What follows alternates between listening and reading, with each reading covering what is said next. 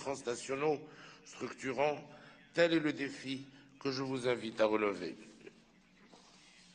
Je vous propose de dessiner une Afrique résiliente au changement climatique, une Afrique qui s'engage résolument sur la voie du développement durable.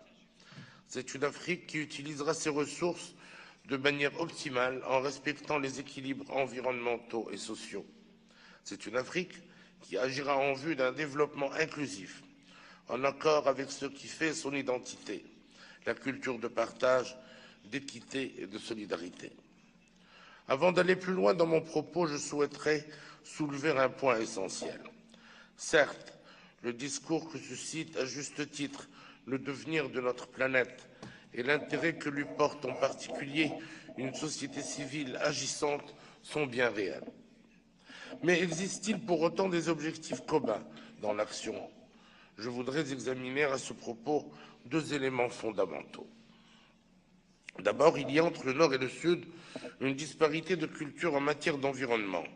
Elle a trait aux priorités et aux moyens. C'est dans ce but qu'il conviendra d'harmoniser, voire d'unifier l'éducation à l'environnement. La présidence marocaine s'y emploiera durant ce mandat.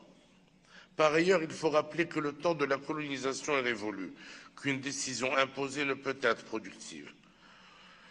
Faut-il rappeler que les acteurs ne manquent pas de force, d'engagement ni de bonne volonté, mais qu'il leur arrive de manquer de moyens. Nous sommes tous conscients qu'il en va de la sauvegarde de la vie et qu'il nous appartient de travailler solidairement à la protection de notre terre.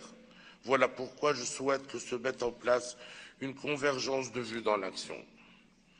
Excellences, Mesdames et Messieurs, l'Afrique paie un lourd tribut dans l'équation climat et représente sans aucun doute le continent le plus pénalisé.